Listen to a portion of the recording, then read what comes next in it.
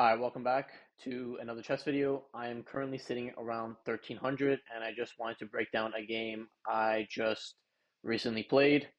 Um, yeah, let's get into it. So the game starts off with what I think is a Vienna game. The moment I bring my bishop out, the opening switches to um, bishop's opening boy variation. I have no idea what that is. I have no idea how to play it. And normally in situations, like I said before, when you don't know how to play any of these openings you don't know, you have to stick back to the fundamentals. So I'm bringing my knight out, trying to castle early, trying to bring my king to safety, and it's right about here on move 7. I blunder by putting my king into a terrible spot. My idea by moving the king over, was I want to eventually slide the rook over and eventually attack his side because I saw some threats with me attacking his dark square bishop. But this is overall just a huge blunder. The reason why this is a blunder is because all he has to do is move his knight to what is that, g4, and he is going to be in a huge winning position, and I'm pretty much just going to be in a overall losing position. Reason why being is that he's going to attack my f2 pawn, which then forks my king and my queen, and forces me to trade one rook for a knight and a bishop, which is not something I want to do early on into the game. Lucky for me, he didn't see it, so I tried to play some counterplay by hopefully getting my bishop out. And like I said, he eventually does see it, but it's a couple moves too late. And I just reinforced the f2 square by putting my queen there. So now we're basically trading a knight and a bishop for a rook, and a knight and a bishop are worth 6 points, and a rook is worth 5. So I'd be winning the trade in most circumstances. Anyways, um, some more development happens down the middle, and it's right about here where I start to realize, oh shit, I kind of made a mistake. And the reason why I kind of made a mistake is because this knight he puts into the center of the board, which is in a really good spot. I have no way of basically attacking it. Is now putting pressure on my queen. It is also applying pressure on the c2 pawn, so I need to somewhat keep my knight, or sorry, my bad, my queen on the same rank. But the only way I can keep it on the same rank is either by moving it to d2 or f2. The problem with moving to d2 is that I'm just overall like clamping my position. I'm forcing everything to be in a small, confined area, and that's not really good.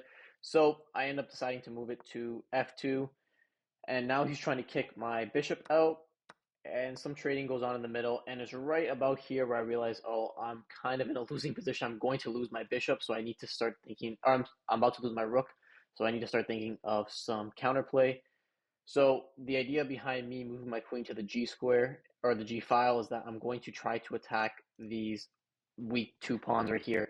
They don't look weak right now, but the idea is that once my bishop gets activated, because my knight, I'm going to eventually move my knight out of the way, I can attack his king side, which is weak. But I have to sacrifice, unfortunately, a rook in um, this position for this idea to happen. So I sacrifice the rook, I move my knight out. It was right here where I started to think of a crazy, crazy idea. So the crazy idea being said is that my pawn right here on the c2 file is pretty much being hanged, right? And I know it's being hanged, and I need to defend it. And the only way I can kind of defend it right now is by moving my rook up onto the d2, but then he will just be able to eventually get his bishop or his knight out of the corner. My idea in this position right here is that eventually I want to slide the rook over, and I want to sacrifice the bishop and move my knight into this very, very, very powerful spot right here. But the problem is nothing is defending it. That's why I need my rook into the f file. And we can see right here that once he moves his king to attack my bishop, I calculate a really good sacrifice, which is sacrificing the bishop.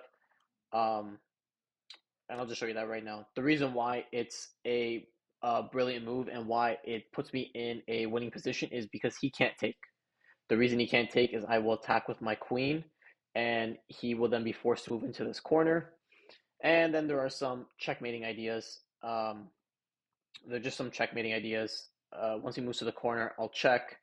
He's going to be forced to move here, and then I'm going to checkmate him. So obviously he sees that, and it's right about here. The computer does say mate in 4. I don't see anything. My idea, or what I'm seeing at a 1300 level rating right now, is I'm going to move my bishop out the way, attack this pawn, and it's going to, once I move my bishop out of the way, I'm going to check him, right? Or another idea I see is that I move my bishop down to the e3 spot, and then once I check him, I can take his dark square bishop, and the reason he can't take back is because then his queen will be hanging. And I decide that that is a better motive or a better alternative. And once I take his dark square bishop, it was right about here where I didn't notice the checkmate in 1, but and this is a good lesson overall. Always look for checks, captures, or checks, attacks, and captures. I'm pretty sure is the expression, but it's right here. It's checkmate in 1. It's right here. It's super obvious, but in my head, I'm still thinking. I'm so focused on trying to win his queen. I literally missed the checkmate in 1. I want to take with this right here to put myself in a winning position. So I missed the checkmate in 1. I'm still threatening the queen, and I'm still in a crazy, crazy position. And it was right here that I noticed, oh shit, he literally has nowhere to go. It's just checkmate in 1. So took checkmate in 1, and um, yeah, even at a 1300 rating, you can make a lot of mistakes. I don't claim to be good by any means. I clearly missed a lot of things in this game, but I did calculate a really good brilliance, and I just thought I would show you guys some of the progress that I've been making. And yeah, thank you for watching, and I will catch you guys in the next video.